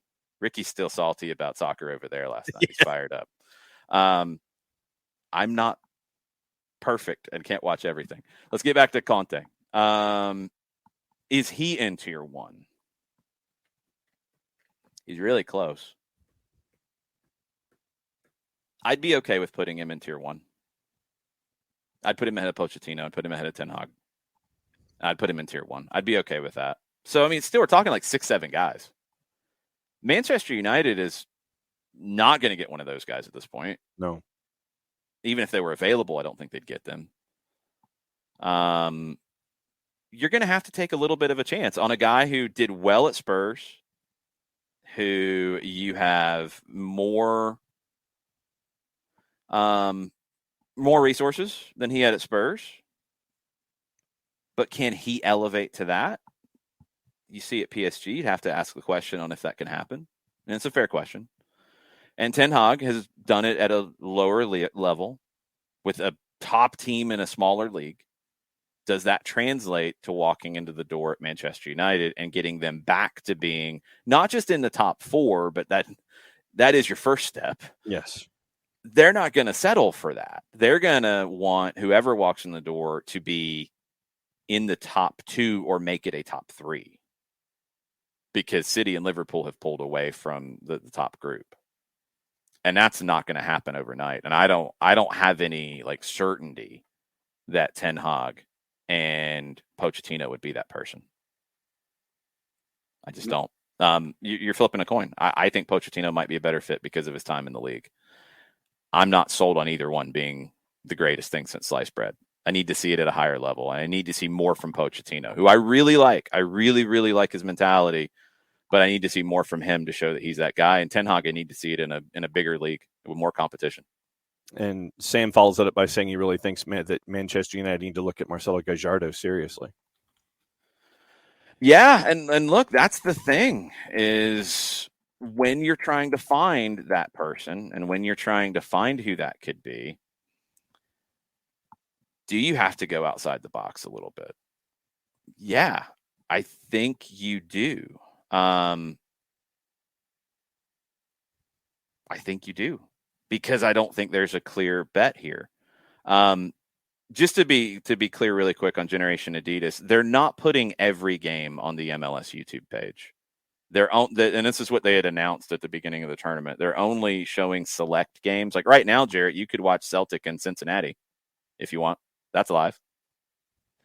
Ricky and I were watching the Baby Quakes beat River Plate yesterday in penalties. Yep. You can go back and watch that one if you want. But they're not showing every game. And on the initial schedule, they didn't have any Atlanta United games. So that's what I was talking about. That was my whole point. But yeah, we'll get somebody burned. I want to do that because we haven't had a chance to talk to Matt Lowry anyway. So I'll try to pull something together on that for you. And I'm intrigued by it in of myself. I would like to see that. And I'd like to see Marcelo Gallardo at Manchester United, Sam. I really do like that idea. What else we got? Anything else that we haven't talked about yet? Yeah, one quick Atlanta United question and then a piece of news having to do with Women's Cup has just come out from Jeff Kassouf. Atlanta United thought from Christopher Abel, when Joseph comes back, what would your thoughts be on a potential 3-5-2 with both Cisneros and Joseph up top? I mean, one, we got to see more from Cisneros before we get to that point. Two, if you do that, you would be playing Robinson, Franco, Campbell at center backs. You'd be playing Sosa as the 6. You'd have Lennon and Gutman as your wing backs. So that's 6 players. You'd have your 2 up top. That's 8 players. Then you're playing Almada and Moreno. I don't think you have the balance that way. I think then you're playing essentially a 3-3-2-2 would be how you'd make it work. I don't think you have as much balance in doing that. Like with the team you have, you want to be in a 3-4-3 variant or a 4-3-3 variant. I don't think it works to have 2 up top in that normal kind of a forward pair, because then you're going to lose balance. You're going to lose playing a Heinemann or a Hosechu in the midfield to give you a little bit more of the back and forth, the mixed midfielder. It makes it maybe a little bit harder for an Almada and a Moreno to be as effective. I think you need to be in either a 3-4-3 variant. It can be 3-4-2-1. It can be a true 3-4-3. It can be a 3-4-1-2 kind of where it's tucked in, but it's not a true like forward pair. That would be an Almada or a Moreno next to a Joseph. You could do those kinds of things and maybe make it work. But I don't think Cisneros and Joseph would pair up. I don't know if Joseph is the kind of guy who pairs up with somebody well. He hasn't done as much of that. And when he has, like with Venezuela at times, I haven't really thought it looked great. Could it with time? Perhaps. And he might continue his evolution as a player and be somebody who drops in a little bit more. And Cisneros might be the one stretching the lineup high where they kind of rotate a little bit that way. Maybe that works, but I wouldn't expect it to be a deep thought right now about what you could get to. Right now, you got to see what Cisneros can do at this level. You got to see what who he can be, and you got to get Joseph healthy. And that's all you're thinking about right now. But I think you have a roster to play 4-3-3 or 3-4-3, and you can flip back and forth. That's not a hard flip. That's not a big change. That's not anything dramatic. And then the one piece of news that came out, the Women's Cup, the women's ICC rival that's played at Lynn Family in Louisville. Yeah. Expanding to 6 teams this year. Racing Louisville and OL Reign, Club America, Nippon TV, Tokyo Verdy Belleza from Japan, and it looks like the 2 TBA teams are Real Madrid and Tottenham Hotspur, and the winners of those first-round matches face Racing Louisville and OL Reign in the semifinals. So it's expanding to 6 up in Louisville. Nice. Good stuff. Getting more of the stuff. Look, what's happened with Barcelona on the women's side has been a great story. They followed it up with another sellout. That's awesome. After the Real Madrid series, we've talked about the growth of the FA League, the first division in England, how it's continued to grow. You're seeing more investment. I mean, you're getting these people bidding for Chelsea, talking about it. Are they giving lip service to it? Hopefully not. But Chelsea's been a club that has done really well at the women's side as well. You're seeing more attention to it. And that's good for the NWSL because competition makes you better. And hopefully that is something that helps the NWSL. And getting more of these kinds of opportunities, it's a great step. The next one needs to be FIFA creating a Club World Cup on the women's side. And it needs to be, women's Champions Leagues everywhere. And having that true Club World Cup. It needs to happen. And if FIFA wants to partner with an ICC or somebody else to help do that, that's fine. If FIFA blesses it and makes it a Club World Cup and makes it where you qualify in the ways that you would with a Club World Cup, but they get help in running it to get it off the ground faster, that's fine by me. That's fine. That's the next step. And that just gives more importance to it. It's how you present it. And if you start presenting the women's game more like you present the men's game, people are going to take it more seriously. And it's going to get more attention like it should. These are good things. U.S. soccer, we need the Women's Open Cup. That needs to happen now. Need to continue to grow the international play through CONCACAF on the women's side. And we need a Club World Cup. But things are moving in the right direction. And the NWSL has to continue to grow. And we'll see what this year looks like for them on the big picture side. You get Angel City, great selling tickets right now. You get San Diego. Good stuff with those two. Who's next? What are the next stories? Good growth. It's really good. It's a good position to be in right now.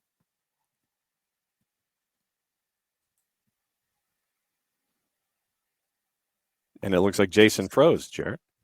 It doesn't look like I froze. What are you talking about, John? Jarrett, can you hear me? Yeah, you're right there. Yeah, I think John's lost his mind. And to button hook off of Jason's point. Button hook off. John, can you hear me, John? Okay. Ratings have come out. I don't know what's happening. I'm going to remove John. Sorry, John. I'm bumping John to the bench so we can wrap this thing up. Jarrett, that's weird.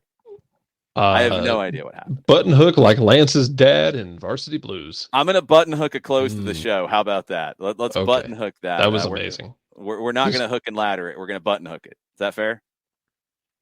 Yeah, I think that's fair. Okay. I think after that's fair. Let's button hook it. Jared, anything else you want to talk about? I know J. Emmanuel Thomas's contract was terminated at Aberdeen. Or went out for Jet. Weird. Jet's not built for this world, man. Yeah. Jet is the soccer equivalent of every 6'10" guy who wanted to play on the outside in basketball. That man is built like a giant target forward and wants to play like a 10. Very odd. Yeah. Didn't work. Aberdeen, man. Did not work.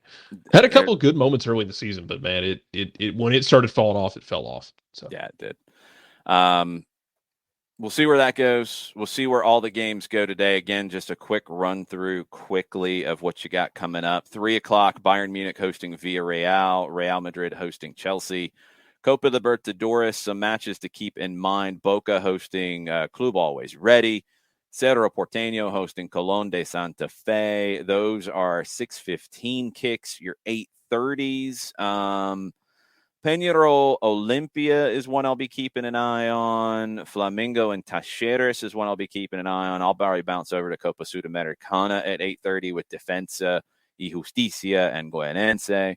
Liga de Quito and Antofagasta is also at 8:30. You can watch all those on BN family of networks and BN Sports Connect and all of that. Fanatis has got you, fntz.co/soccer down here. You can get your free trial. You can subscribe. It helps the show.